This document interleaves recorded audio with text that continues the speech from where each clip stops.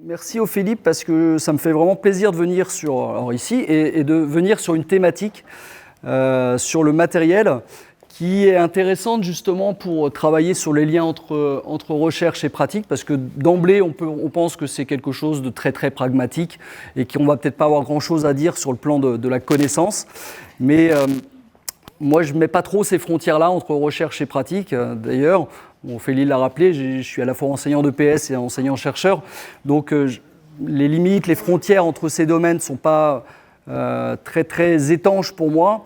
Et puis en plus, je suis dans un programme de recherche, le programme de recherche empirique et technologique du cours d'action, où on a tendance à prendre au sérieux la réalité de l'activité des enseignants, la réalité de l'activité des élèves, et où aussi, d'ailleurs, on n'hésite pas parfois à essayer de donner des clés aux enseignants pour qu'ils soient eux-mêmes un petit peu chercheurs dans leur propre cours, qu'ils enquêtent sur leurs élèves. Donc cette idée de conférence que j'ai vue sur le petit fascicule qui vise à renforcer les liens recherche-pratique me parle particulièrement. Après, plus précisément sur cette thématique, la thématique du matériel, c'est une belle façon de voir l'expertise de l'enseignant dans ses gestes au quotidien et non pas dans la prescription par un chercheur de ce qu'il ne saurait pas faire. J'ai remis celui qui a le premier vraiment travaillé sur cette thématique, c'est Marc Durand dans Chronomètre et survêtement. Et Marc Durand disait le chercheur n'est pas là pour dicter à l'enseignant ce qu'il ne sait pas faire. Celui qui détient la connaissance experte, c'est le prof. Et le rôle du chercheur, c'est d'identifier ce qui fait son expertise, de le théoriser, de le diffuser, mais en aucun cas de prescrire ce qu'il ne saurait pas faire. Pour donner un tout petit peu de sens à cette idée qui est un peu générale, alors il y a plein de pistes d'illustration dans le chapitre concerné dans Chronomètre et survêtement. Moi, je vais prendre une illustration qui est la mienne. Je suis avec des élèves et vous allez voir déjà une petite séquence d'une leçon. On est en kayak de mer, on est à Saint-Nazaire. On apprend à esquimoter et on utilise, alors pas le matériel que vous voyez tout de suite à l'écran, mais on va utiliser une corde, une petite corde. Cette corde, elle va permettre de travailler sur deux petites actions qui ne sont pas évidentes en kayak de mer quand on veut esquimoter. La première, c'est de bien rester en fermeture, parce que sinon le kayak ne se retourne pas. Et la deuxième, c'est vraiment de s'étendre sur l'eau, parce que sinon on a du mal à agir sur le kayak. Et donc ce serait un peu prétentieux de dire que cette idée, elle est venue par de la connaissance scientifique. Je pense que le prof, moi dans mon quotidien, ce genre d'idée, ça vient de façon fortuite, ça vient dans la situation, dans l'urgence de la situation, ça vient parce qu'il y a quelque chose qui saute aux yeux, parce qu'il y a une corde à ce moment-là. Par contre, après, ce qui est intéressant, c'est qu'on peut s'amuser à décortiquer ça, et je vais vous faire passer la petite vidéo qui est très courte. Et on peut lui faire dire plein de choses, on peut la rattacher à la connaissance, on peut la faire évoluer, et on peut peut-être y voir des airs de famille avec d'autres situations qui vous parleraient plus. Donc là, vous voyez à l'écran, alors pour l'instant, il n'y a pas la corde, pour l'instant, les élèves sont en train d'apprendre à se redresser avec un bidon. Et puis après, on va supprimer le bidon et la pagaie. Et donc là, il y a un élève qui tire sur une corde pour essayer de donner la bonne direction à la main pour qu'elle vienne à la surface pour vraiment s'étaler.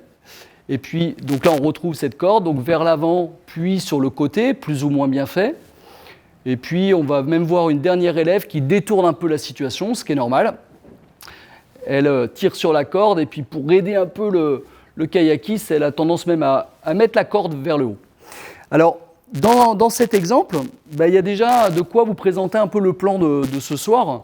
Il y a déjà plein de tensions qui peuvent être discutées. Dans ce petit extrait. La première tension sur laquelle j'irai, c'est la différence qu'il peut y avoir entre les usages prescrits et les usages réels. Là, il y a un usage prescrit qui est de tirer sur la corde pour être en fermeture et de tirer latéralement pour balayer la surface de l'eau. Mais vous avez vu déjà que dans la dernière image, l'usage réel, il peut être tout autre. L'élève, quand on lui confie du matériel, par exemple la pareuse, là, elle tire vers le haut, elle se sert de la corde pour esquimoter à la place de l'autre et non pas pour essayer de l'inviter à s'étaler sur l'eau. La deuxième tension sur laquelle j'irai tout à l'heure, c'est le matériel. Il est intéressant pour apprendre, comme aide pour apprendre, mais dans l'approche que je vais emprunter ce soir, qui est une approche inactive, on se rend compte aussi que le matériel, il n'est pas vide de contenu et que quand on apprend aussi le matériel. Donc bien sûr, le matériel, là, ça peut être un matériel contrainte. Ça vient contraindre une coordination spontanée qui serait de vouloir se remonter trop vite, par exemple, ou de coller au kayak, si on prenait une approche dynamique. Mais en fait, le matériel peut être appris. Là, par exemple, ce qu'on vise, c'est que l'élève, sans la corde,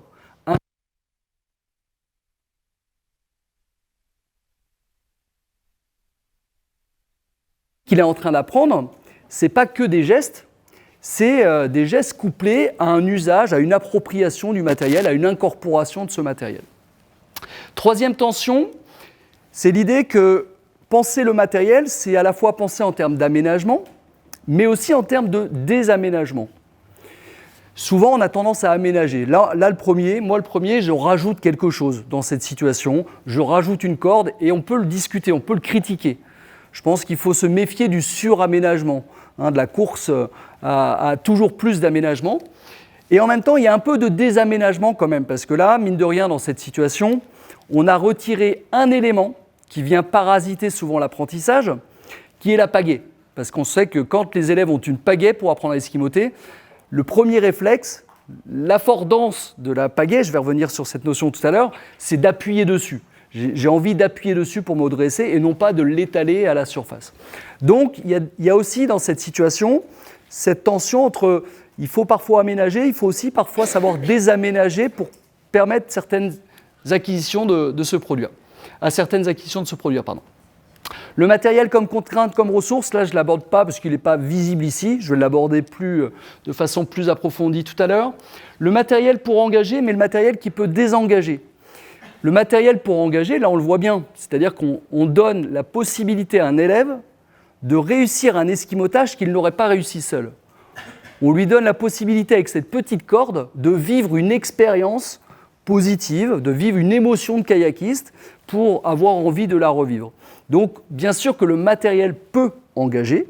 Dans les formes de pratique scolaire, on joue sur le matériel pour que l'élève vive une expérience signifiante. Mais en même temps, le matériel peut désengager dans le sens où il peut détourner l'engagement. Par exemple, là, peut-être qu'à un moment donné, on n'est même plus dans de l'esquimotage, je suis plus dans du pantin qui va être, ou une marionnette qui va être tirée par une corde. Et là, dans ce cas-là, si mon élève il apprend à esquimoter en étant tiré par une corde, c'est plus le même engagement. Il apprend plus en vue d'être autonome dans un engagement, il apprend juste quelque chose qui est très très circonstanciel, très lié à la matérialité de la situation. Le matériel comme connecteur contextuel, comme marqueur contextuel, ou comme connecteur, bon là on ne le voit pas trop, il faudrait voir si la corde ça peut leur rappeler quelque chose, mais pas visible ici. Et puis le matériel du tuteur, qui vient à la fois enrichir le pouvoir d'agir du tuteur, mais aussi le matériel qui peut aider à cimenter, créer de l'interdépendance, créer de l'engagement mutuel entre le tuteur et le tutoré. Là, vous le voyez un petit peu, j'y reviendrai aussi tout à l'heure, c'est-à-dire qu'on a un tuteur qui a un pouvoir d'agir, il a le pouvoir d'agir sur le tutoré, et souvent le tuteur, quand il est juste avec un petit crayon et une feuille, son pouvoir d'agir, il est quand même assez mince. Là, il a un vrai pouvoir d'agir. Mais aussi, il y a une corde qui vient matérialiser une relation.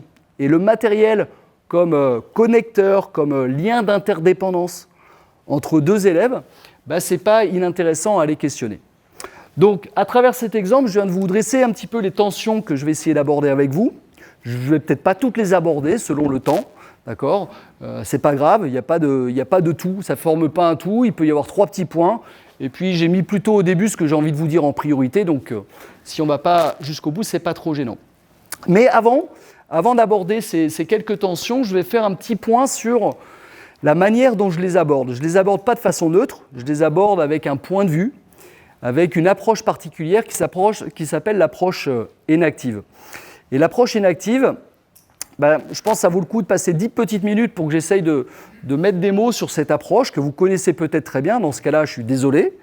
Ou alors, vous l'avez déjà classé, vous connaissez déjà la conclusion et vous dites, bon, il va nous raconter un truc où on va voir que chaque élève a son monde. Et donc, quand il y a 30 élèves, il y a 30 mondes et que c'est impossible de faire court parce que chacun a son monde singulier. Ce n'est pas ce que je veux vous montrer. D'accord ? Donc, je vais essayer d'user d'exemples pour essayer de faire parler un petit peu ce que ça veut dire une approche énactive. Alors j'y vais. Sur l'approche énactive, d'abord c'est intéressant de se dire c'est quoi l'énaction, puis c'est quoi une approche énactive de l'activité humaine, puis c'est quoi une approche énactive de l'éducation physique et sportive. L'énaction, c'est une manière de percevoir la relation entre les organismes vivants et leur milieu sous forme de couplage. Chaque organisme constitue, dans l'énaction, son propre cadre d'existence. Donc l'auteur de référence est Francisco Varela. Et il nous dit que ce soit des organismes monocellulaires ou pluricellulaires, par sa biologie propre, eh bien, l'organisme, il va énacter, c'est-à-dire qu'il va rendre présent, qu'il va spécifier le monde dans lequel il agit. Et il va spécifier ce qu'on peut appeler une niche écologique, c'est-à-dire les éléments avec lesquels il interagit, et ces éléments dépendent aussi de sa façon d'agir. Donc dans cette idée de couplage, ça va de l'organisme monocellulaire comme la bactérie. Par exemple, la bactérie, dans sa niche écologique, il y a du sucre. Pourquoi ? Parce qu'elle est armée pour nager vers le sucre dans les intestins, et elle est armée pour digérer, pour le consommer, ce sucre, et grandir avec. Donc pour elle, le sucre fait partie de sa niche écologique. D'accord ? Pour d'autres, ça n'en ferait pas partie. Mais on peut faire la même démonstration avec des organismes pluricellulaires. Dans ce cas-là, on parle d'une relation d'un deuxième ordre chez Varela. Par exemple, ici, vous avez sur la droite un merle noir et sur la gauche une grive musicienne. Et les deux oiseaux se ressemblent, mais en fait, leur niche écologique, ce n'est pas la même. Il y en a une, elle est capable, avec son bec, d'aller casser des coquilles d'escargot. Dans son monde propre, dans sa niche écologique, l'escargot est présent. Dans l'autre, le merle noir, il est incapable de faire ça. Dans sa niche écologique, l'escargot n'existe pas. Et si on regardait ces deux oiseaux un peu comme on regarde nos élèves, on aurait tendance à dire il y a un oiseau qui s'adapte mieux au monde, il s'adapte mieux à l'environnement. C'est la grive musicienne. D'accord ? Or, en réalité, ce n'est pas le cas. Chaque oiseau, comme chaque élève, s'adapte au monde qu'il adopte. Il s'adapte au monde compte tenu des actions qu'il peut exercer sur ce monde et compte tenu de ce que le monde peut lui faire. Si l'exemple ne vous parle pas, on peut avoir un exemple un peu plus métaphorique qui est le tableau qu'utilise souvent Francisco Varela de la main qui dessine la main. C'est un tableau d'Escher. Une main qui représente l'action et qui dessine une situation qui, en retour, délimite un champ des possibles pour l'action. Donc on est sur ce couplage où la situation avec laquelle j'interagis dépend de ce que je peux faire dessus, de mes possibilités sensorimotrices, de mon engagement. Et en même temps, cette situation, c'est elle qui va délimiter ce que je peux faire, d'accord ? Qui va délimiter un champ des possibles. Si on prend un exemple, on peut prendre l'exemple de l'arbre, par exemple. Selon le type d'action que j'ai, l'arbre de l'écureuil, ce n'est pas un arbre, c'est un arbre grimpable. L'arbre de l'oiseau, c'est un arbre sur lequel on peut se percher. L'arbre de l'homme, c'est un arbre en dessous duquel on peut se mettre à l'ombre. L'arbre, pour d'autres organismes, c'est peut-être rien du tout. Ça n'existe pas. Du fait de leur taille, du fait de leur sensorimotricité, ça n'existe pas. D'accord ? Donc, il n'y a pas d'objets qui ont des propriétés en soi. Les objets qui composent notre monde propre sont toujours liés à ce qu'on peut en faire, à ce qu'on anticipe pouvoir en faire. Et donc, les deux sont couplés. C'est couplé un peu comme l'image aussi de ces flammes. Les flammes, elles évoluent dans l'air et en réchauffant l'air, elles déplacent des masses d'air. Et en déplaçant des masses d'air, ça bouge les flammes. Et donc, on a là encore une idée un peu de ce que c'est que ce couplage, c'est-à-dire que au bout d'un moment, on ne sait plus trop d'où vient le déplacement. On ne peut plus trop prédire la flamme, puisque la flamme, elle consomme, enfin, elle existe par l'air qui l'environne, et en même temps, elle agit sur l'air, et c'est cet air qui la fait bouger. Donc, on est sur cette forme sans cesse de couplage entre les actions et l'environnement dans lequel on agit. Alors, si je redescends maintenant d'un cran un peu plus précis, on peut voir ce que ça veut dire en termes d'activité humaine. Une approche inactive de l'activité humaine, c'est une approche qui prend en sérieux deux hypothèses qui sont en fait elles-mêmes couplées. On les dissocie, mais en réalité, c'est quand même assez dur dans les faits de les dissocier. La première hypothèse, c'est l'hypothèse d'un couplage structurel entre l'acteur et l'environnement. Ça veut dire que un acteur est toujours en train d'agir avec, dans un environnement et sur l'environnement. Vous avez une petite vignette ici, par exemple, vous avez le chasseur de papillons à gauche. Il se prépare à agir ainsi parce qu'il perçoit les arbres, parce qu'il perçoit les couleurs, et que sa façon d'agir, elle est en cohérence avec ce qu'il perçoit à ce moment-là. Mais ce qu'il perçoit à ce moment-là, c'est très lié à ce qu'il vient y faire et ce qu'il pense être capable de faire. Et ça, c'est très différent de l'autre personnage qui est juste à côté, et là on rentre dans l'hypothèse de l'autonomie, qui lui a d'autres préoccupations, qui lui est là pour faire autre chose, qui passe à côté de la plante, comme le premier passe à côté de la plage, et chacun a son micro-monde, compte tenu de leur micro-moi du moment, de ce qu'ils veulent faire à cet instant-là. D'accord ? Le monde dépend de ce que je viens y faire, et le monde dépend de ce que je peux réellement faire dessus. On peut transposer de façon plus évidente, on va commencer à rentrer un peu dans l'EPS, avec deux élèves qui arrivent sur le bord d'un bassin de natation. Il y a des élèves qui vont voir devant eux de l'eau nageable.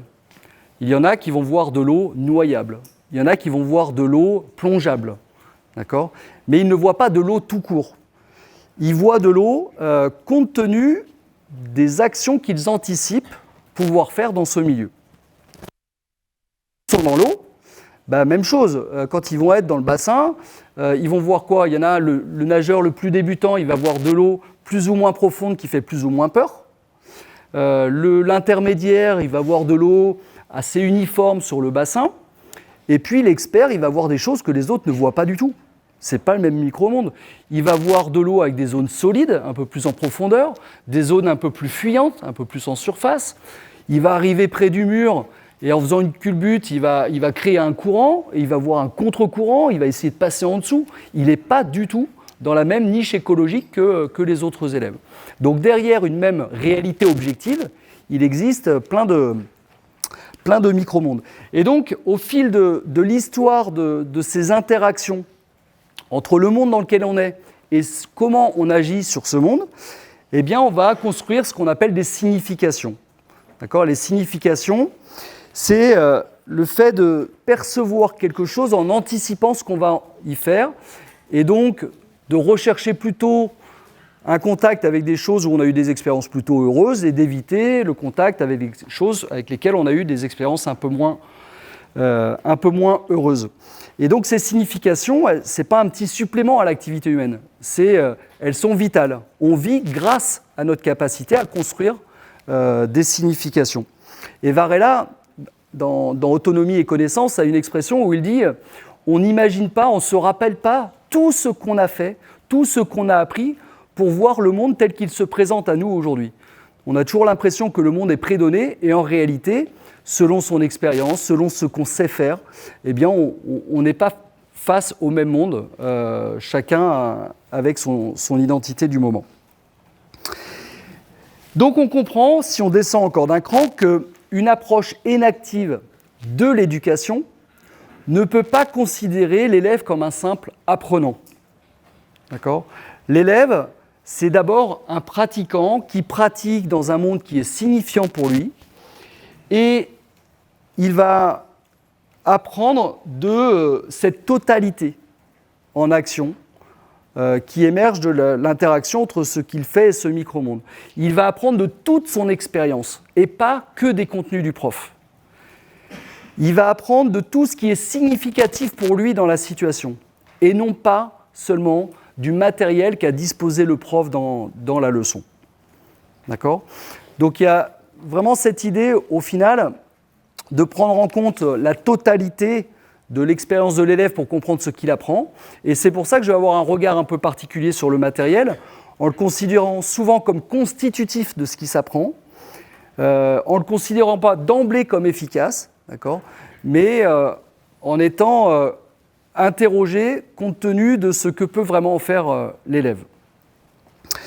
Voilà sur cette première approche. Alors, pour simplifier les choses, dans ce petit bouquin sur l'apprentissage des techniques corporelles et sportives aux éditions Revue EPS, pour les essentiels, J'avais essayé de faire une formulation synthétique de ce que ça veut dire une approche inactive de l'éducation physique, et en montrant que ça veut dire qu'on apprend toujours en situation, ça veut dire qu'on apprend compte tenu de ce qu'on peut mobiliser, de ce avec quoi on peut interagir sur le moment.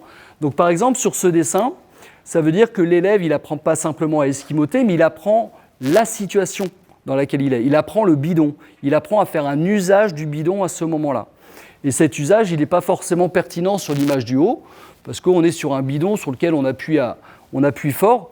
Et donc c'est ça la technique que l'élève, enfin la manière d'agir, parce qu'on ne peut pas parler de technique si elle n'est pas efficace, la manière d'agir de l'élève, elle est couplée à l'apprentissage aussi qu'il fait du bidon. Donc on apprend toujours en situation, on ne peut pas découpler les actions, on ne peut pas comprendre les actions si on ne comprend pas le matériel qu'on a sous la main. La deuxième idée, c'est qu'on apprend toujours en se situant. Là, ça renvoie à cette hypothèse de l'autonomie sur laquelle je viens d'insister.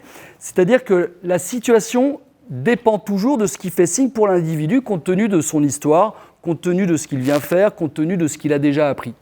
Et là, vous voyez deux élèves sur un même plan d'eau, et ils ne sont pas dans la même situation. Vous avez un élève qui est dans une situation avec un kayak qui lui appuie dessus en termes d'expérience, avec une jupe qui l'emprisonne, avec des personnes qui sont là pour la parer, mais en qui elle n'a pas forcément confiance, elle ne sait pas s'ils peuvent les remonter, avec de l'eau qui est là pour plutôt lui faire boire la tasse. Ça, c'est son monde propre.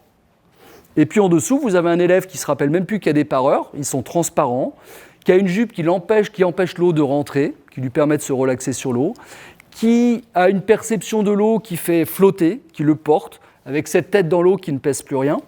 Donc on voit que derrière un même contexte, même mise en scène matérielle, on peut avoir des niches écologiques complètement différentes. Et puis apprendre, c'est aussi apprendre à se situer. Et ça, c'est un point qui me semble important, c'est-à-dire que quand on apprend une technique, on apprend toujours à s'approprier l'environnement dans lequel on apprend. Et ça, on tend en général vers un couplage plutôt coopératif avec la situation. On saisit des opportunités d'agir. On fait corps avec le milieu dans lequel on agit. Et là, on voit bien qu'un des enjeux de l'esquimotage, par exemple, c'est pas que de réussir l'esquimotage, c'est pas que la gestuelle. Ça peut être aussi le mode de relation à l'eau. C'est le fait d'entretenir une relation plus affective, plus positive, plus coopérative avec l'eau, alors qu'au début, on peut avoir une relation un peu d'opposition, conflictuelle, etc. Donc apprendre une technique, c'est aussi apprendre à se situer, apprendre à tirer profit des ressources que j'ai dans mon environnement. Voilà, donc c'est avec ces trois expressions que je vais aborder maintenant les différentes tensions. Alors, la première, elle est assez évidente, surtout quand je vous dis que j'aborde ça du point de vue de l'inaction, c'est que, bien sûr, on réfléchit à du matériel pour qu'il tienne ses promesses en termes d'apprentissage, et en même temps, quand on enquête, on se rend compte que les élèves peuvent en faire autre chose que ce qu'on avait prévu. D'accord ? Alors, sur ce matériel qu'on essaye d'anticiper pour favoriser des apprentissages. L'idée, quand on est plutôt dans une approche inactive, c'est d'essayer de créer des artefacts qui vont afforder dans le sens des actions qui sont souhaitées. Alors, je viens d'utiliser deux gros mots que je vais quand même prendre le temps d'expliciter. Ça veut dire quoi ? Ça veut dire que la notion d'affordance, c'est le fait que des objets ne soient pas perçus en tant que tels, mais ils sont perçus en tant qu'ils imposent, en tant qu'ils appellent une action. La tasse, c'est une affordance dans le sens où l'anse appelle le fait de pincer avec les doigts. Et d'ailleurs, si on passe le cerveau à l'IRM, on se rend compte que quand je vois la tasse, il y a des zones qui sont activées qui correspondent aux neurones moteurs qui vont aller jusqu'à la main. Tout comme le pied et le ballon, tout comme le tabouret qui incite à s'asseoir, tout comme la corde chez des élèves l'affordance de la corde en escalade, c'est pas trop d'assurer, ça peut être quand ils rentrent dans la salle, c'est plutôt de grimper, d'accord ? C'est une corde grimpable, c'est une corde pour faire des saltos. Donc ça, c'est ça la notion d'affordance. Et le but du prof, c'est pas simplement d'utiliser des affordances qui seraient déjà là dans l'environnement naturel, mais c'est aussi de créer des affordances par le biais d'artefacts. Des artefacts, ce sont des objets matériels, parfois ça peut être aussi symbolique, qu'on crée, qu'on insère dans la situation d'enseignement en vue de créer des affordances. Donc ce n'est pas des choses qui sont déjà là, d'accord ? C'est des choses par des plots, par de la craie, par un tremplin, par du numérique, par un foulard sur les yeux, qui sont de nature à créer des affordances qui vont dans le sens de ce qu'on souhaite obtenir.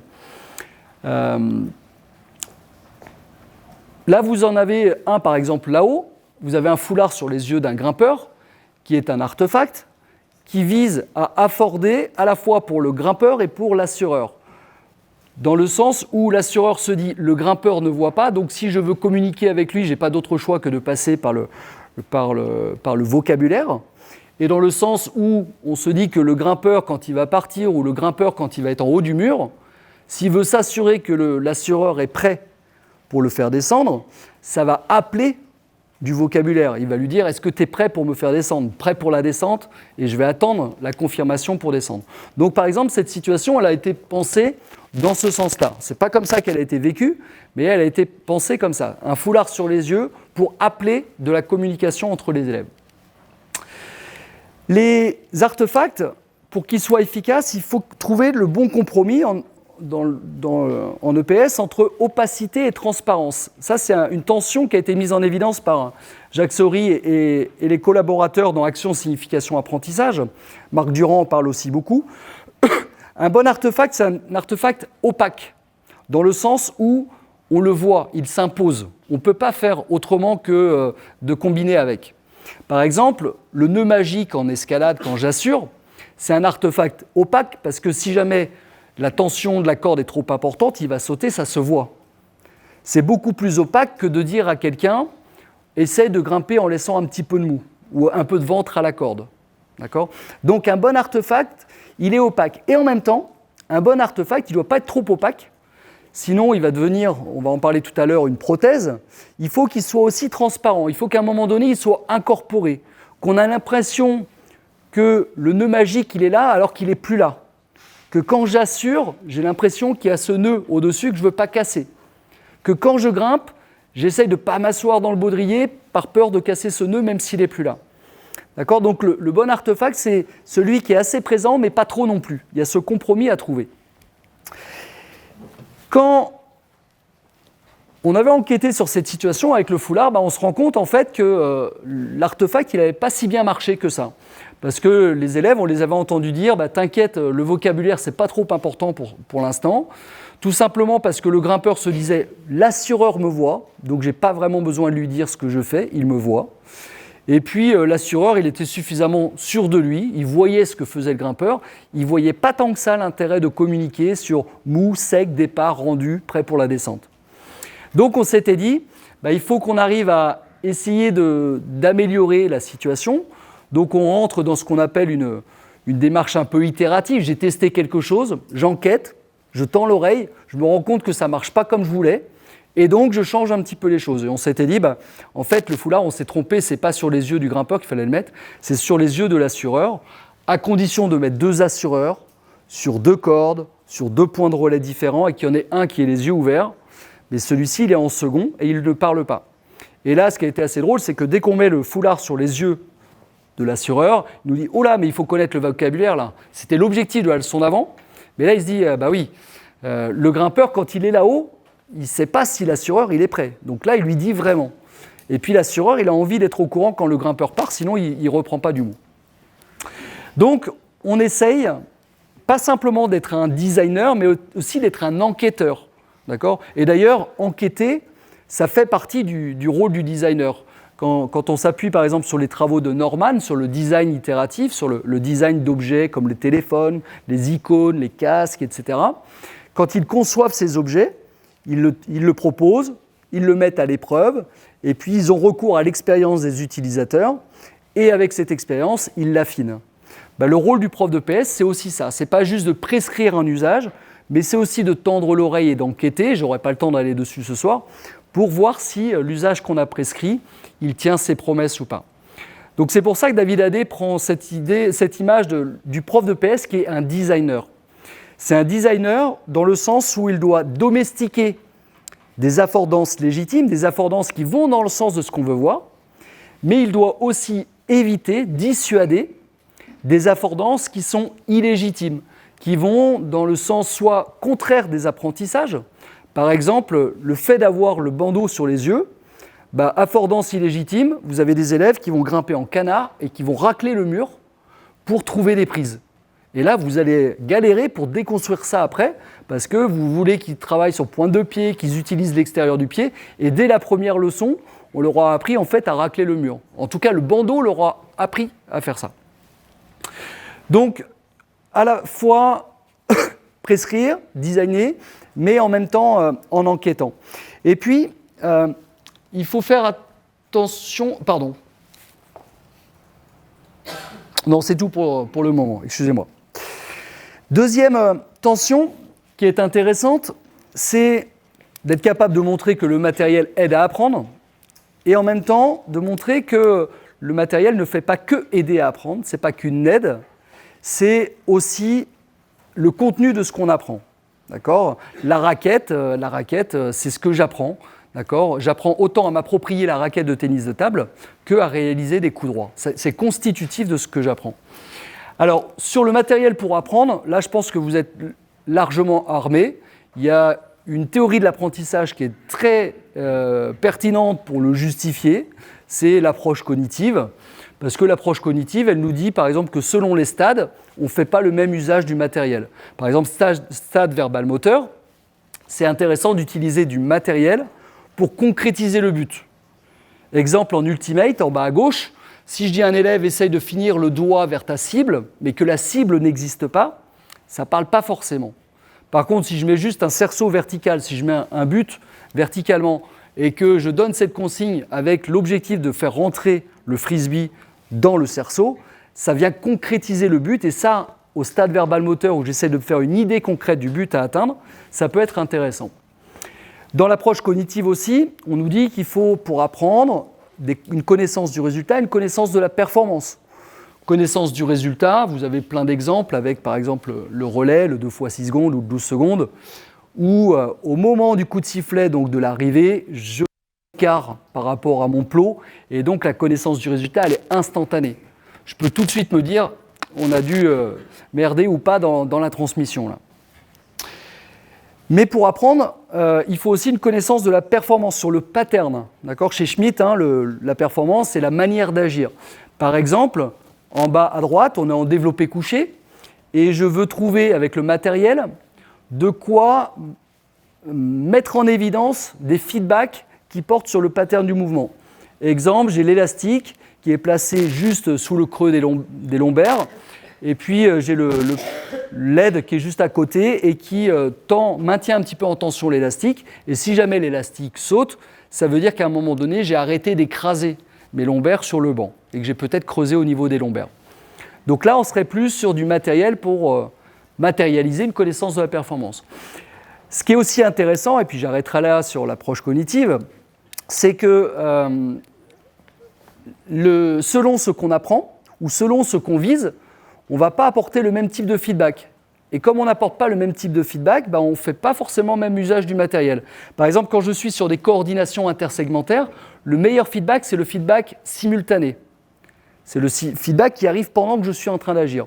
Bon, là, je suis en step, le meilleur feedback, c'est le miroir. D'accord ? Beaucoup mieux que de filmer et puis de montrer après coup ce que j'ai fait et de corriger une coordination, ça ne serait pas forcément le plus porteur. Mais parfois, le feedback simultané, il a aussi ses limites. C'est-à-dire que le feedback extrinsèque simultané par le miroir, il me rend dépendant de ce feedback extrinsèque et il m'empêche d'avancer vers un stade autonome de l'apprentissage.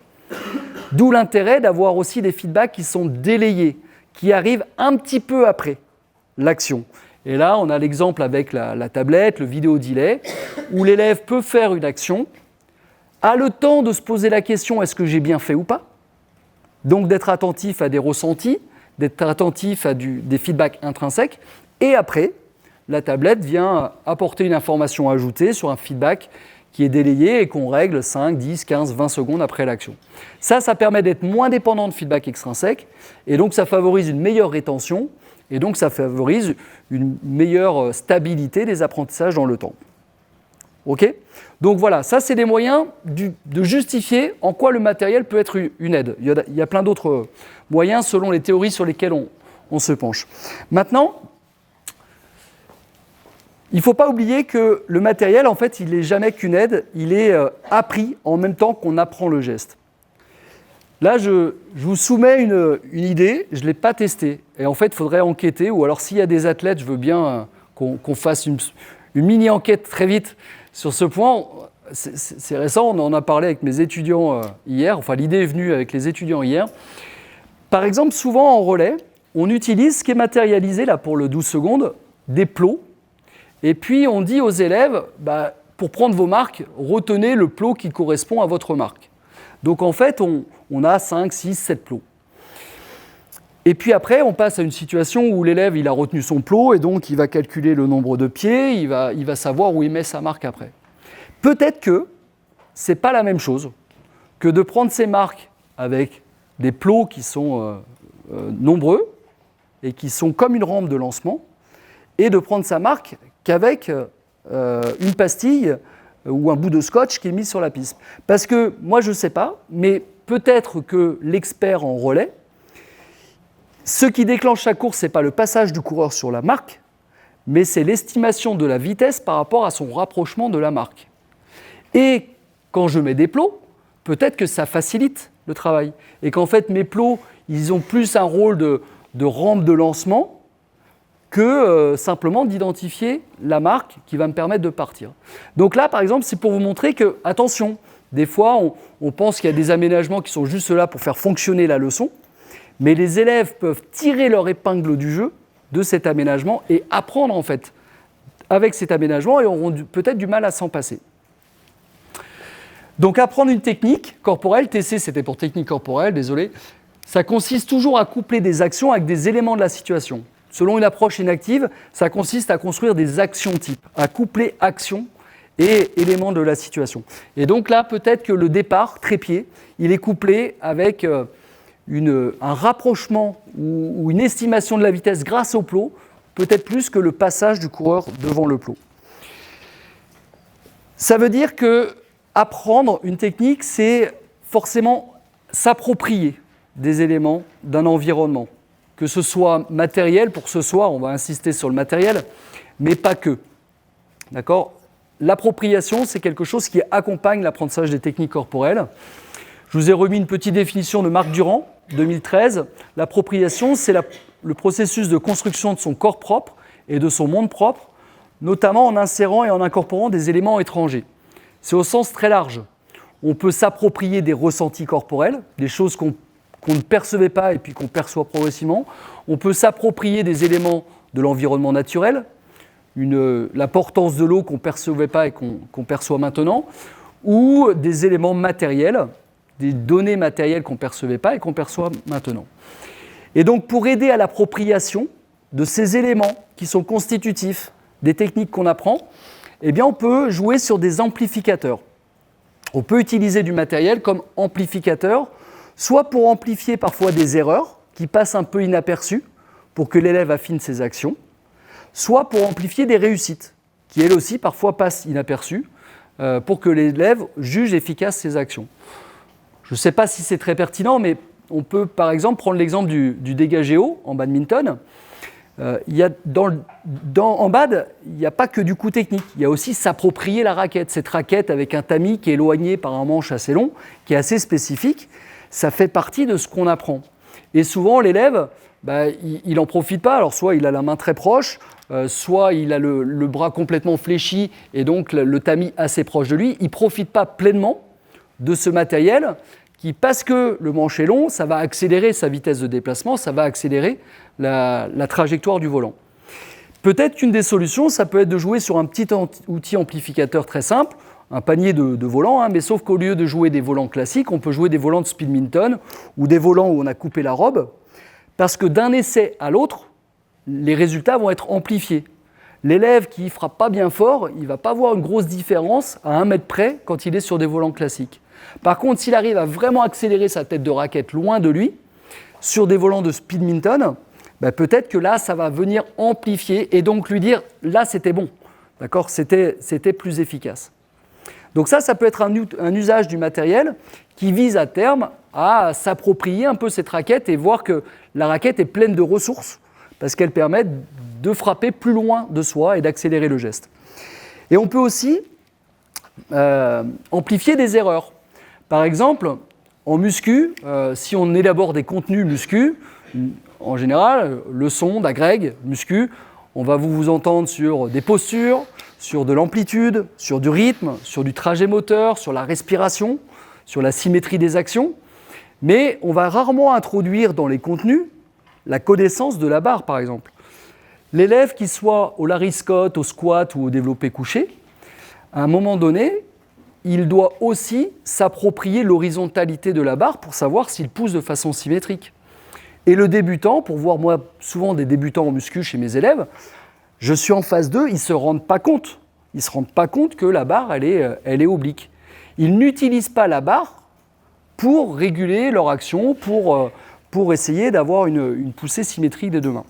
Donc on peut utiliser des petits objets matériels. Par exemple, on peut mettre des petits anneaux, des petits cerceaux en bout de barre et je fais ma série de 10, 15, 20 reps. L'objectif, c'est que le matériel, l'anneau ne tombe pas. Et puis après, cet anneau, on va le retirer. Et puis, il va être présent symboliquement, mais il ne sera pas présent réellement. Mais notre but, c'est que la barre, progressivement, la perception de l'horizontalité de la barre, elle fasse partie aussi de ce qu'on apprend. D'accord ? Donc là, si je ne vais pas aller trop dans le détail, parce que pour le coup, ça va un peu loin, mais avec cet exemple de la barre, on a 3 processus qui sont en jeu quand on parle d'appropriation. Il y a un premier processus, alors j'emprunte à Theroux et Donin, et puis nous, on en a parlé après en kayak de mer avec Carole Sève et Benoît Huette. Mais le premier processus, c'est un processus qu'on appelle d'in-situation. C'est-à-dire qu'il y a des choses qui étaient extérieures à sa situation, qui rentrent dans sa situation. L'horizontalité de la barre, au début, je ne m'en rendais pas compte. D'accord ? Elle était là et elle n'était pas là. Elle n'était pas présente pour moi. Donc, s'approprier quelque chose, c'est déjà un processus d'in-situation, rentrer dans ma situation. S'approprier quelque chose, c'est aussi un processus d'incorporation.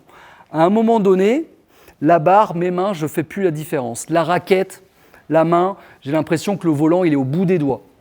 La raquette, elle est devenue transparente. La barre, elle est devenue transparente. Donc, l'incorporation, c'est quand le matériel vient jusqu'à rentrer dans mon corps. Et puis, il y a symboliquement.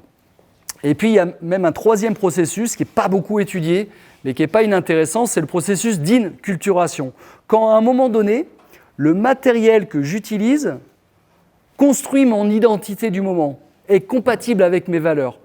Quand l'élève se dit, la barre de Larry Scott, c'est ma barre, quoi. Quand je suis en muscu, j'ai l'impression d'exister avec cet atelier du Larry Scott. Donc, il y a une fonction symbolique aussi dans le matériel.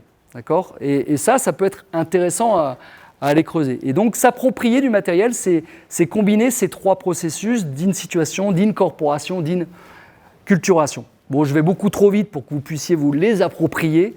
D'accord ? Et il faudrait transposer.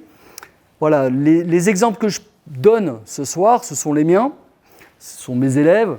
Donc forcément, ils vous parlent souvent moins.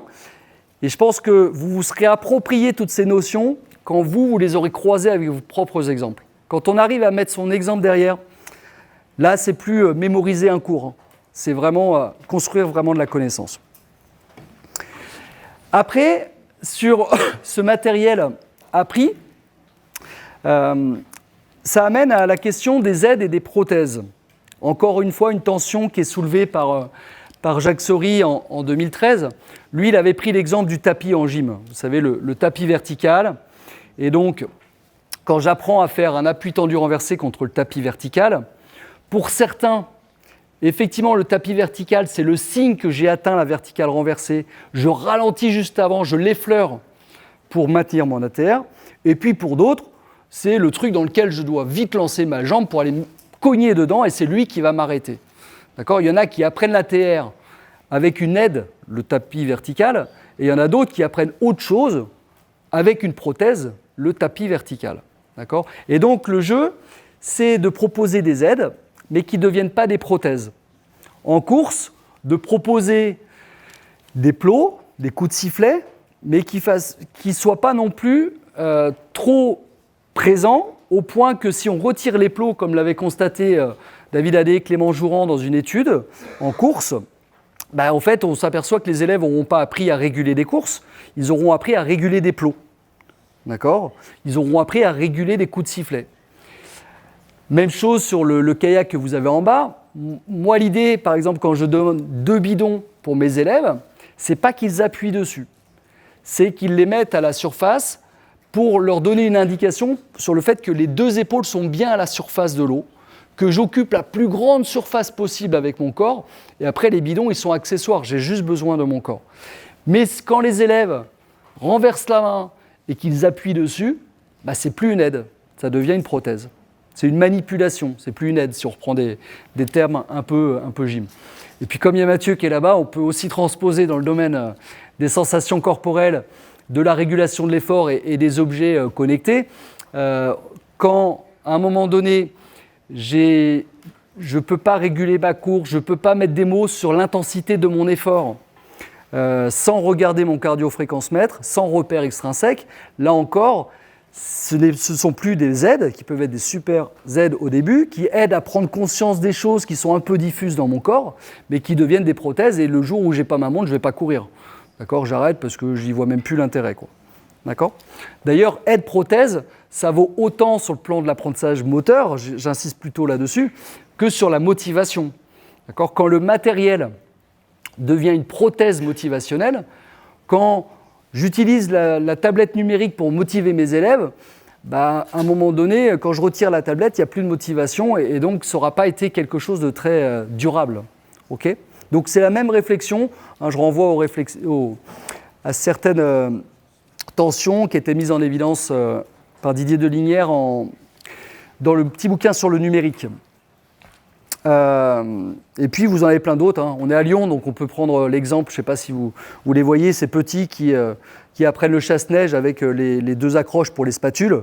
D'accord ? Moi, le premier, j'étais un peu réticent quand j'enseignais le ski, et donc ce qui les empêche de croiser. Mais à un moment donné, si je le laisse trop longtemps, eh bien, les élèves, les enfants, ils ne vont pas du tout maîtriser l'écartement des skis. Ça va leur permettre de glisser, de faire leur premier virage, mais quand on va retirer, on va se rendre compte qu'on avait créé une prothèse et non pas une aide momentanée. OK ? Autre tension, j'en ai parlé tout à l'heure, c'est bien d'aménager, mais c'est aussi bien de penser l'organisation de la leçon en termes de désaménagement. Donc, aménager, je ne vais pas aller dessus, j'ai donné plein d'exemples. Dans l'approche inactive, on part du principe qu'on ne peut pas empêcher un élève d'accomplir une action. On ne peut pas prescrire des actions. Donc, je ne peux pas empêcher un enfant de pousser sur les bâtons au lieu de se laisser glisser en trace directe. Je ne peux pas empêcher un enfant d'appuyer sur les pédales pour essayer de commencer à pédaler. Je ne peux pas empêcher un joueur en tennis de table d'arrondir ses trajectoires parce qu'il y a le filet et qu'il a peur du filet. Je ne peux pas empêcher un coureur de haie, le hurdler, de sauter au lieu de franchir la haie parce qu'il a peur de la haie. D'accord ?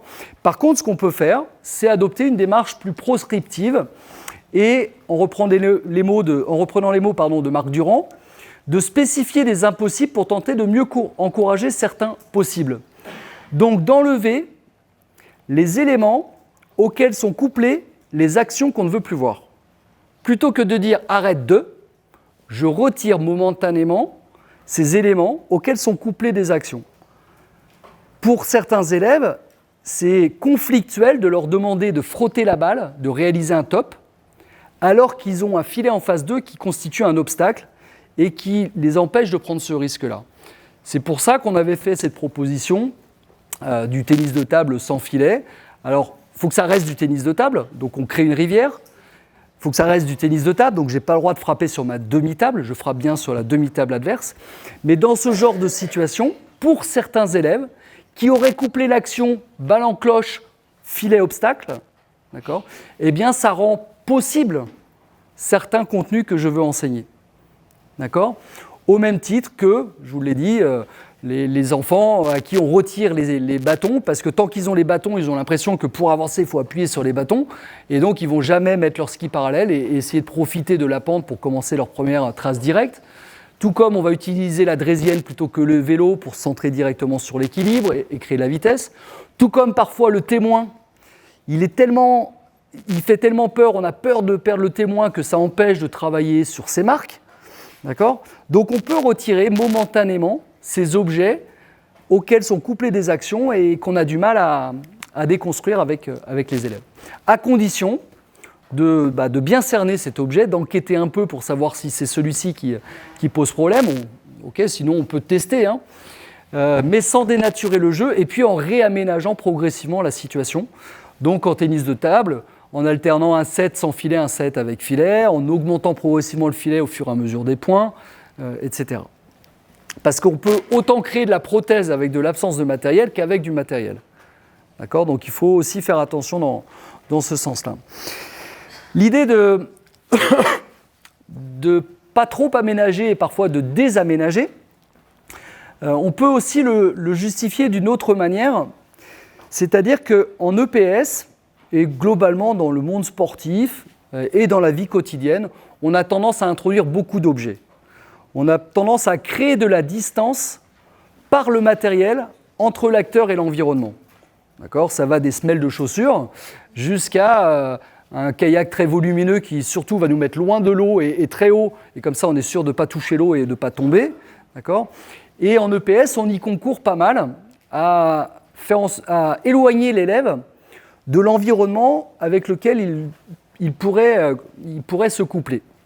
Alors soit on peut mener cette réflexion sur le plan du rapport à l'environnement et de l'éducation à l'environnement. C'est ce qu'on a fait par exemple avec Léa Gottsman dans le petit article « Le potentiel écologique de l'EPS » pour une décroissance pédagogique, pour un peu moins de matériel dans les leçons, pour ne pas empêcher l'élève de rentrer en contact avec l'environnement. Mais je vous propose une autre illustration qui sera peut-être plus parlante ce soir sur la question du matériel, c'est sur la surenchère du matériel dans des activités comme la course de demi-fond ou la course en durée. Quand on va voir une leçon, et moi le premier je l'ai fait, hein, c'est une leçon avec des parcours gigognes, des flûtes de Pan et des carrés magiques et 70 plots qui sont sur le terrain pour matérialiser des couloirs pour que chacun court à sa VMA, c'est bien, ça permet de différencier. On travaille sur 18 secondes, sur 36 secondes.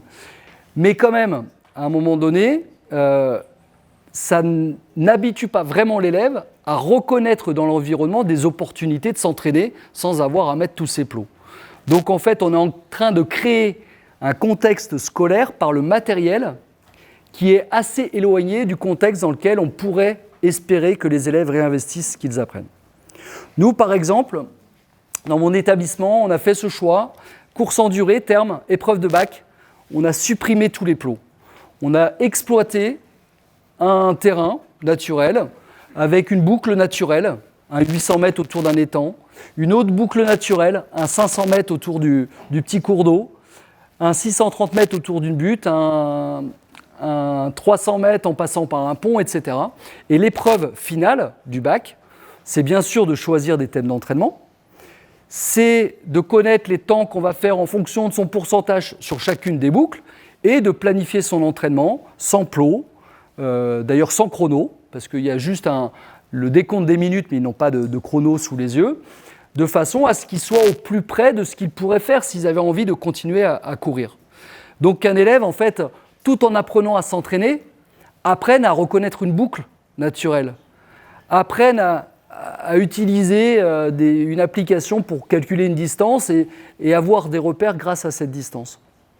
D'accord ? Donc ça suppose, par contre, là je suis un peu dans l'illusion parce que à côté de ce désaménagement matériel, ça suppose l'intégration d'un autre matériel qui est plutôt numérique sur cette épreuve, avec des tablettes, des QR codes pour que les élèves scannent un dossard en entrée et en sortie de boucle, pour qu'on puisse avoir les temps, parce que le but c'est quand même de savoir s'ils sont bien dans les temps, s'ils sont dans un temps qui correspond à leur thème, à leur VMA.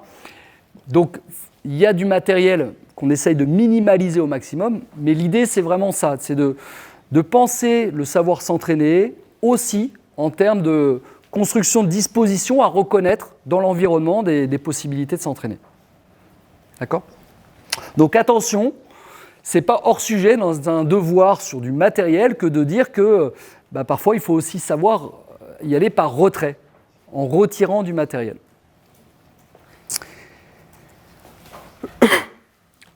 Autre piste, alors je ne l'ai pas montré à travers le petit exemple de la corde tout à l'heure. Le matériel, on peut l'envisager de deux façons. Le matériel en tant que contrainte ou le matériel en tant que ressource. Assez souvent, on a quand même tendance à envisager du matériel en tant que contrainte et on peut trouver une assise théorique assez évidente dans les approches dynamiques. Quand on veut apprendre le coup droit en ultimate, quand on veut apprendre le salto, quand on veut apprendre le lancer de javelot, on a besoin de contrarier des coordinations spontanées. J'ai besoin de contrarier cette tendance à vouloir courir avec les épaules face à l'air de lancer. J'ai besoin de contrarier cette tendance à vouloir tourner avant d'avoir sauté et d'être monté. J'ai besoin de contrarier en ultimate cette tendance à vouloir travailler avec toutes les articulations en même temps. D'accord ? Et donc, j'utilise du matériel pour trouver le bon paramètre de contrôle. En gym, je vais utiliser les tapis surélevés qui vont jouer cette contrainte et qui font que, 1, je vais monter et 2, je vais rouler sur les tapis pour me faire une bonne idée de ce qu'il y a à faire pour un salto avant. En javelot, je reprends une illustration trop connue de Beaubrun-Judet où on peut utiliser sa montre, on peut utiliser une balle qu'on va fixer le plus longtemps possible pour empêcher le retour précipité des épaules, pour mettre en tension, d'accord, la chaîne abdominale. Et en ultimate, alors là c'est un petit bricolage que moi je fais avec les élèves, pour les amener à dissocier le coude du poignet, pour qu'ils fouettent le poignet, eh bien je leur propose comme contrainte, c'est de le piquet, le jalon, et de venir enrouler le jalon, enfin le poignet autour du jalon, pour accélérer le disque. D'accord ? Ça fait partie de notre quotidien, c'est notre bricolage, et qui permet de passer d'une coordination spontanée à une coordination plus efficace, qui demande un certain nombre de répétitions, et donc il faut trouver le bon paramètre. Mais on peut aussi penser le matériel autrement. On peut aussi penser l'activité de l'élève comme autre chose que s'adapter à des problèmes que nous pose le prof, ou s'adapter à des problèmes que nous pose l'environnement. On peut penser le matériel en termes de ressources. D'accord ? Et comme une des idées que j'ai rappelées tout à l'heure, c'est d'apprendre à s'approprier le matériel. Apprendre une technique, c'est aussi s'approprier des formes de prise, c'est s'approprier la raquette, c'est s'approprier le rebond que je peux avoir sur le praticable. Tout ça, c'est constitutif de ce qu'il y a à apprendre. Eh bien, on peut essayer de s'éloigner un peu de l'image d'un élève, pour reprendre les propos de Nathalie Gall-Petitfaux, d'un élève qui serait un individu qui fait face à un monde hostile, qui s'efforce de surmonter les contraintes préexistantes et extérieures à lui, et lui substituer celle d'un individu qui agit dans un monde complexe et énigmatique, mais organisé et utilisant ce que ce monde offre pour agir. Autrement dit, quand on enquête vraiment sur l'expérience des élèves, on se rend compte qu'ils sont moins là pour chercher des problèmes que pour chercher des ressources allant dans le sens de leurs attentes. D'accord ? Et donc, on peut penser les situations un peu moins comme des situations problèmes et peut-être parfois un peu plus comme des situations coup de pouce, des situations ressources, où j'ai le droit de trouver des jokers, et en utilisant des jokers, je peux m'approprier certains éléments matériels ou naturels. C'est la situation qu'on a étudiée avec David Haddé dans cet article de 2022 sur l'appropriation des outils de la recherche par les enseignants, avec la situation des 7 prises de main en escalade. Classiquement, en escalade, on a des voies qui sont ouvertes, et donc l'élève est confronté à une voie qui lui pose problème, à des prises qui lui posent problème. D'accord ?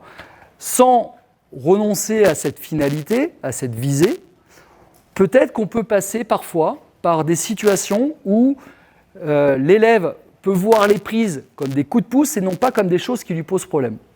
Et dans la situation des 7 prises de main, c'est ça. Les élèves ont en fait une réserve de 7 prises. Symboliquement, elles seraient dans le sac. D'accord ? Ils vont ouvrir leur voie. Réellement, elles sont sur le mur. On ne tient pas compte de la couleur, et c'est avec ces 7 prises de main, ils peuvent utiliser autant de prises de pied qu'ils veulent, c'est cette prise de main qu'ils vont essayer d'aller le plus haut possible.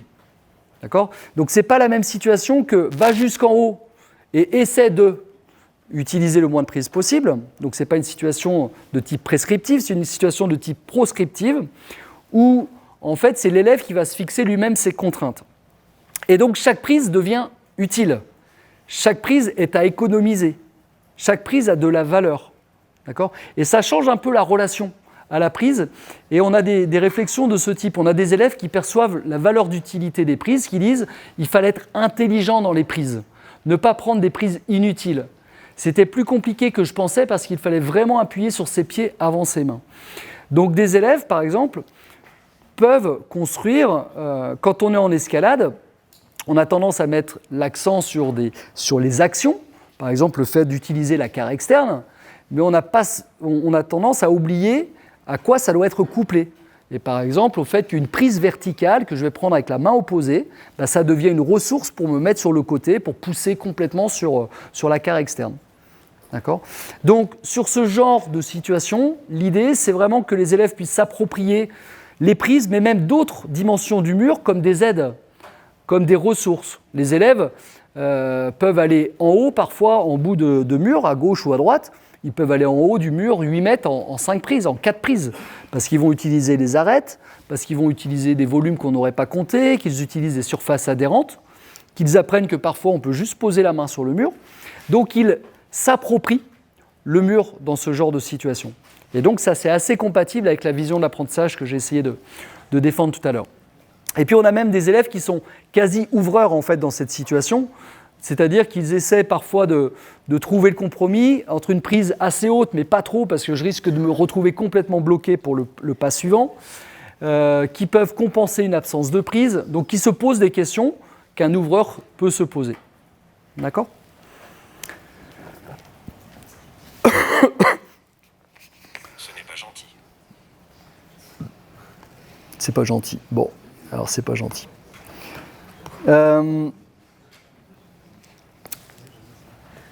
Autre tension, je les balaye vite, hein.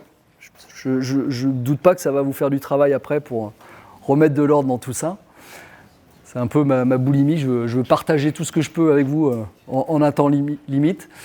Autre idée qui est intéressante, c'est de montrer comment le matériel permet d'engager les élèves dans une expérience culturellement significative, d'accord, permet de motiver les élèves, et en même temps, comment le matériel peut parfois les désengager, pas tant dans le sens démotiver, mais détourner leur but, détourner leur engagement, détourner ce qu'ils recherchent.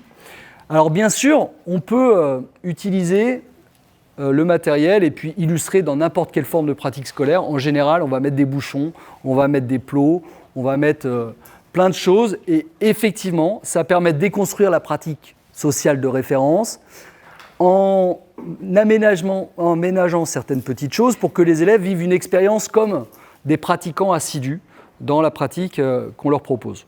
D'accord ? Donc, d'où toutes les propositions. Alors, moi, j'ai ma proposition en relais, mais ça apporte rien de plus qu'un 2 fois 6 secondes. Mais des propositions de relais, par exemple, où je joue sur la matérialité du départ, où je crée des handicaps avec mes plots pour que tous les élèves ne partent pas forcément du même endroit. Je calcule cet handicap en ayant pris des temps de départ. Je ne rentre pas dans le détail, mais mon objectif, c'est qu'il fasse mieux que 10 secondes, parce que 10 secondes, c'est le temps théorique que j'ai calculé si les élèves passent le témoin arrêté. Et donc sur 10 secondes, en prenant le temps qu'ils font chaque élève, ça m'amène à calculer une distance, et je les fais partir à la distance qu'ils seraient capables de faire s'ils passaient le témoin arrêté. Et donc ma situation, c'est de réussir à franchir la ligne en moins de 10 secondes. Et plus que de franchir la ligne en moins de 10 secondes, c'est de gagner la course, parce que je pense, moi personnellement, que le relais, c'est pas que du contre-la-montre, c'est une course contre les autres. Mais pour que la course elle soit intéressante, il faut qu'on ne sache pas qui va gagner. Et donc, on peut jouer sur les plots pour créer cet handicap de départ et que les élèves vivent une vraie expérience de relayeur. Et que ce qui détermine la victoire, ce ne soit pas tant leur vitesse de départ, mais que ce soit la qualité de la transmission ou la stratégie au moment de la transmission. Et puis d'ailleurs, le matériel Alors souvent matériel, on pense numérique, j'en fais pas beaucoup référence au numérique ce soir, mais le matériel avec des applications comme Sprint Timer par exemple, peut vraiment laisser penser aux élèves qui sont à la finale des Jeux Olympiques quand même. Et rien que ça, il n'y a plus grand chose à faire après. Les contenus, ils vont suivre tout seuls parce qu'ils rentrent dans une expérience de relayeur, ils cassent sur la ligne d'arrivée, ils sont contents de se revoir sur la photo finish, et là, il y a déjà un bon boulot de fait. Donc évidemment, le matériel peut engager. Engager dans le sens avoir un engagement similaire en termes de préoccupation, de but, de motif à celui d'un sportif assidu. Mais, là je ne vais pas être très original, je prends un exemple que je prends souvent. Le matériel peut aussi désengager. Par exemple, on va partir de l'exemple et puis on va rattacher à de la connaissance après.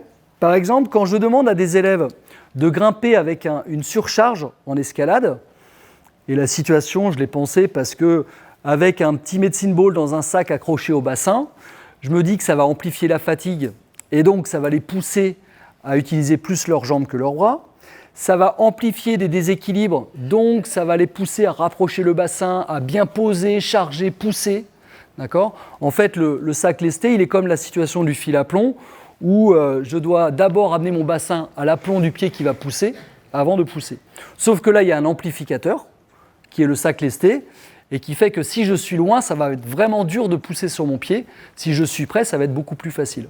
Et si je suis près et qu'en plus, j'ai collé le sac le long du mur en utilisant l'extérieur de mon pied, ça va être encore plus facile. Donc didactiquement, cette situation, elle se tient.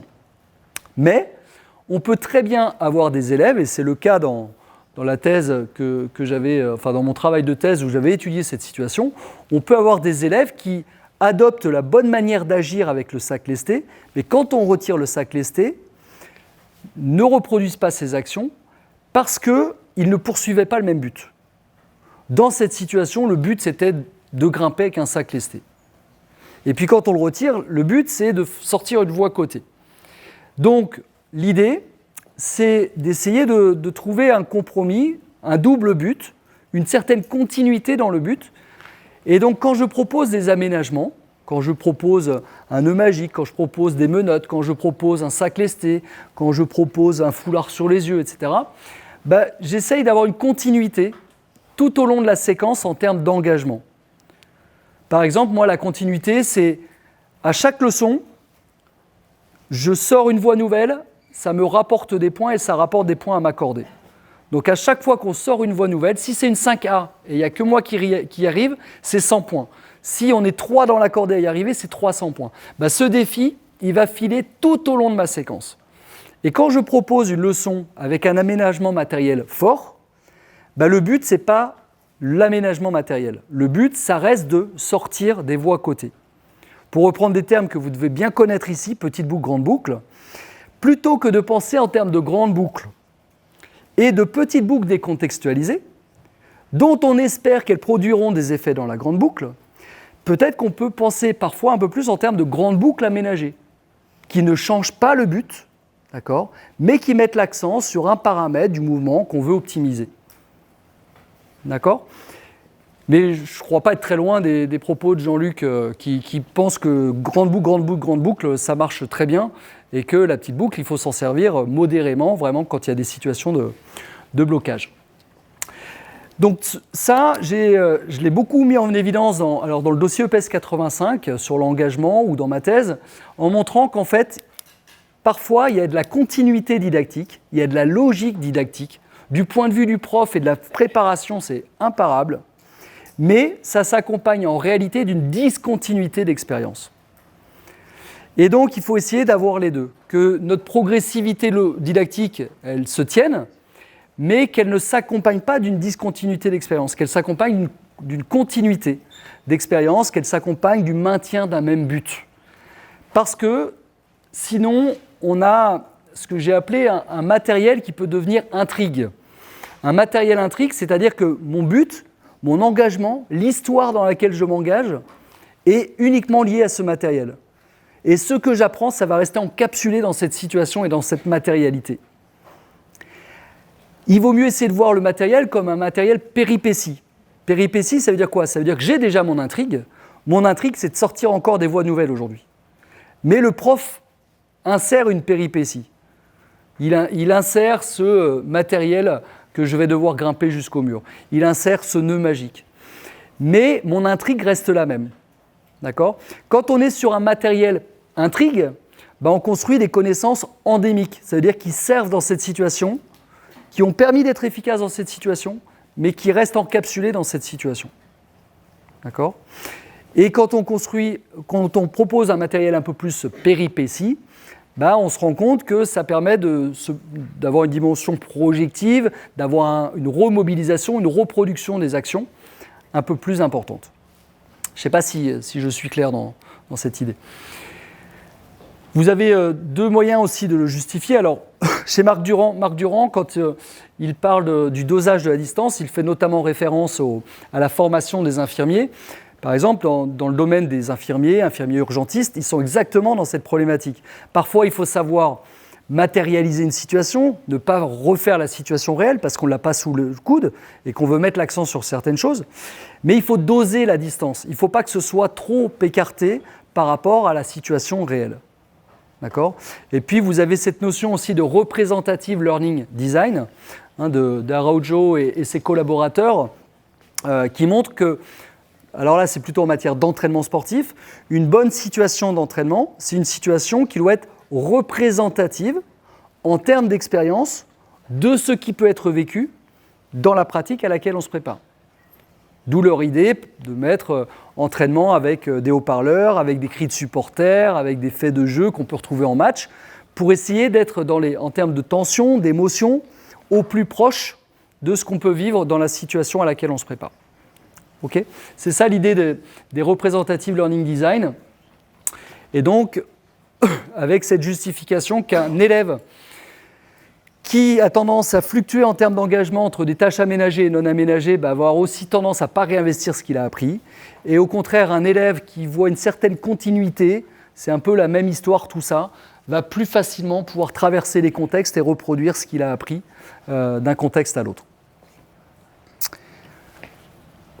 Deux dernières tensions sur lesquelles je vais aller un petit peu plus vite. Alors, le matériel, il a un inconvénient, c'est qu'il agit comme un marqueur contextuel. Et donc, parfois, en travaillant avec du matériel, ça marque les apprentissages, ça les indexe, et ça fait que je vais avoir du mal à réinvestir quand le matériel ne sera plus là. Mais il peut aussi avoir un aspect plus positif, c'est de jouer le rôle de connecteur d'expérience. Si je retrouve un même matériel dans des situations différentes, ça peut m'aider à avoir des aires de famille entre ces situations. Ça peut inciter à connecter des expériences et à réinvestir ce que j'ai appris.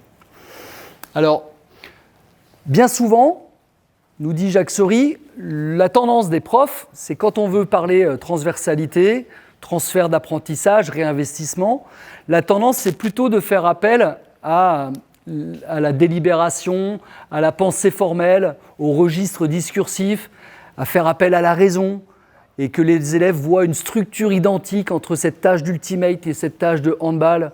Donc on voudrait qu'ils perçoivent des liens entre les situations plutôt d'un point de vue formel. Et c'est un peu l'esprit, quand on a des attendus par champ d'apprentissage, par exemple, on suppose qu'il y a des liens entre les activités de ce même champ d'apprentissage.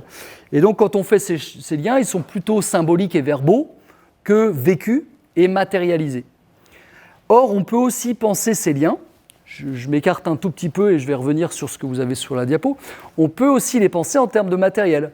Par exemple, dans le champ 4, ça peut être intéressant d'associer à des actions relativement transversales du matériel relativement constant.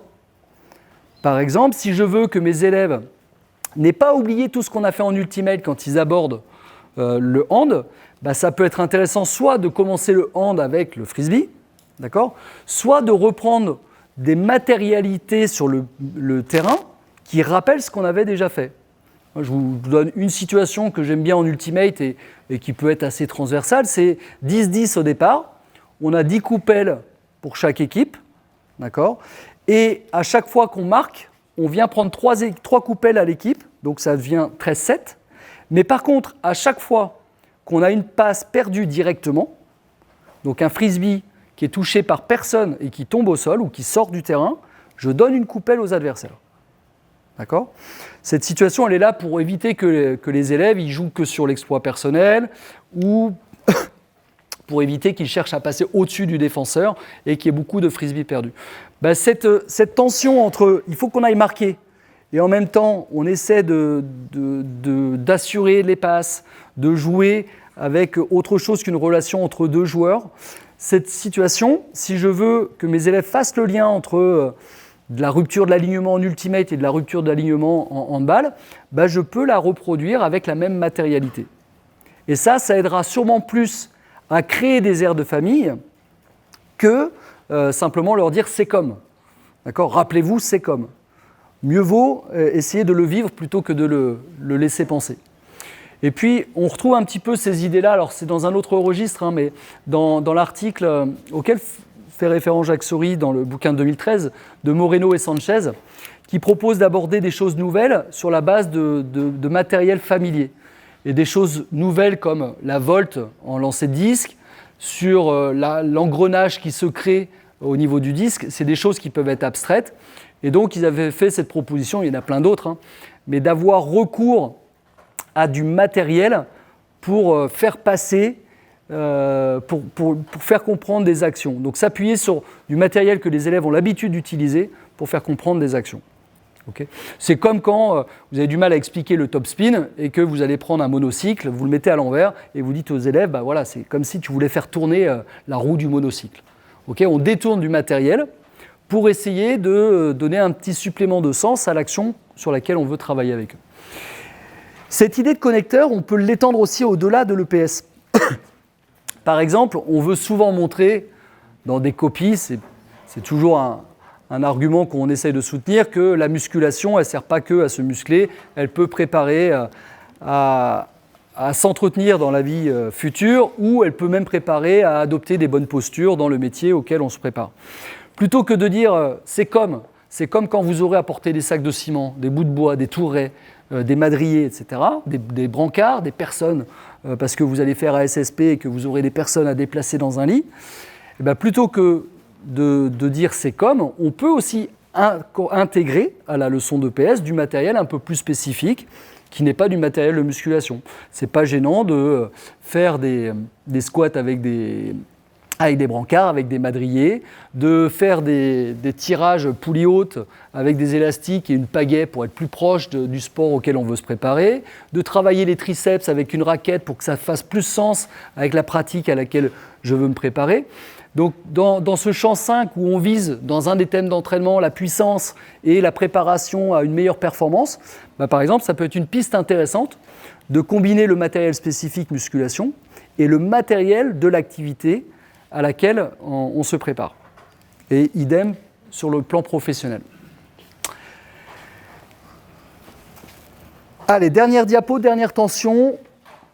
Je suis resté beaucoup sur la dimension apprentissage de techniques corporelles. Pardon, je n'avais pas vu que j'avais prévu celle-ci. Excusez-moi. Je prolonge juste la diapo précédente.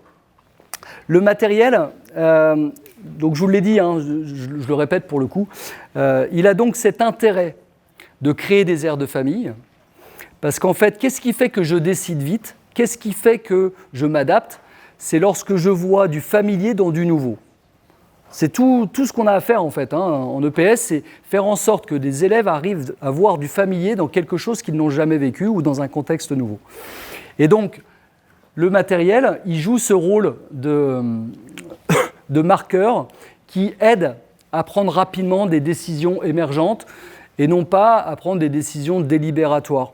Ce qui fait qu'on décide vite, c'est parce qu'on se sent dans une situation beaucoup plus que parce qu'on décode une situation. Et des fois, la matérialité d'une situation, je ne sais pas, quand vous vous retrouvez, alors c'est un peu éloigné, mais je ne sais pas si vous avez fait cette expérience parfois, vous vous êtes levé, la journée s'est passée, vous aviez fait un rêve, vous ne pensez pas du tout à votre rêve, vous vous recouchez le soir, vous vous remettez sous la couette sur l'oreiller, et là, en termes de sensations corporelles, en termes de matérialité, vous reconnectez direct le rêve de la nuit d'avant, comme s'il ne s'était rien passé dans la journée. D'accord ? Les pensées, elles sont inscrites dans une matérialité, dans des postures. Je pense par exemple que l'école ou qu'un amphi, c'est fait pour apprendre assis. C'est pas fait pour apprendre debout. C'est pas fait pour apprendre à vivre. D'accord ? Donc ce qu'on apprend à l'école, c'est certainement très très marqué par la matérialité de cette position assise qu'on a sur nos chaises et avec un bureau. Et à mon avis, ce n'est pas neutre sur ce que pourront réutiliser véritablement les élèves dans leur vie de tous les jours. Donc, la matérialité, elle crée des connecteurs et en même temps, elle est problématique parce qu'elle fait que si j'ai plus ces plots en Ultimate, ce que j'ai appris, ça compromet aussi le réinvestissement dans des situations où il n'y aurait plus cette même matérialité. Et vous avez un auteur, un neurophysiologue, qui apporte une assise intéressante sur cette idée, c'est Damasio, parce que Damasio, il montre que quand on apprend, si vous apprenez quelque chose ce soir, vous n'apprenez pas ce que je suis en train de vous dire. Vous apprenez aussi l'endroit où vous êtes assis, vous apprenez aussi l'ordi sur lequel vous êtes en train de taper, vous apprenez aussi la diapo que vous avez sous les yeux, peut-être une émotion particulière, peut-être ce qui s'est passé un peu avant, après. Et donc apprendre quelque chose, pour Damasio, c'est un assemblage de cartes. Des cartes sur ce qui est entendu, ce qui est perçu, sur sa position spatiale dans une salle. Quand vous retenez une phrase d'un bouquin, vous ne retenez pas que la phrase souvent. Vous retenez l'endroit où c'était. Vous savez que c'était sur une page en haut à droite. Et puis vous savez que c'était dans le train que vous l'avez vu cette phrase. D'accord ? Il y a une matérialité dans ce qu'on apprend. Et donc, tous les travaux de Damasio montrent que c'est une bonne chose, tout ça. C'est une bonne chose, c'est ce qui fait que vous allez vite reconnaître des personnes. Vous êtes sur les bancs d'un amphi, vous reconnaissez les personnes facilement qui sont autour de vous. Certains, vous allez les croiser ailleurs, vous n'allez pas les reconnaître aussi facilement. Parce que la reconnaissance, elle est marquée, aussi matériellement. Et donc, cette dernière diapo dont je parlais, à propos des interactions entre élèves, je pense qu'on est assez armé pour expliquer que le matériel peut aider le tuteur, peut donner des pouvoirs d'agir au tuteur, peut amplifier les capacités du tuteur quand on lui donne notamment une tablette numérique et que cette tablette numérique, elle lui permet de faire des stats, de dire toi, tu as occupé 20%, tu as eu possession de 20% des ballons. Ça permet de faire un ralenti en disant regarde, tu vois bien que là, tu n'avais pas la jambe tendue. D'accord ? Ça permet de faire des arrêts sur image, ça permet d'argumenter ce que je suis en train de dire en traçant des segments avec Dartfish pour montrer que ce n'est pas vertical, etc. Donc souvent, ça, on est capable de le montrer, que le matériel peut amplifier les capacités, les pouvoirs d'agir du tuteur. Après, il y a une autre donnée qui me semble intéressante, c'est aussi de penser le matériel comme support d'un engagement mutuel entre un tuteur et un tutoré. On le sait, pour qu'un tuteur se sente tuteur, il faut qu'il y ait une certaine interdépendance. Il faut qu'il y ait une entreprise commune, il faut qu'il y ait quelque chose de partagé entre les deux. Je ne rentre pas dans les communautés de pratique ou autres, ça ne va pas être l'objet, mais en tout cas, on sait que si je change de tuteur à chaque fois et qu'il n'y a pas de mise en commun des points, si on me demande d'aider quelqu'un, mais je n'ai pas de partage d'émotions avec lui, ça ne va pas fonctionner. Or, il existe un lien entre cette interdépendance qui est perçue dans les activités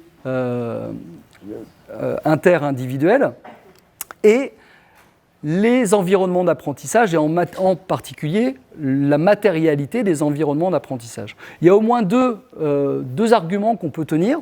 Les deux ont été étayés par Agathe Evin dans sa thèse en 2013, qui a montré que la matérialité de la situation, c'est un élément propice à engager une histoire collective entre des élèves. Et il faut qu'on soit en histoire collective pour avoir envie d'aider l'autre, pour être pertinent dans ses conseils.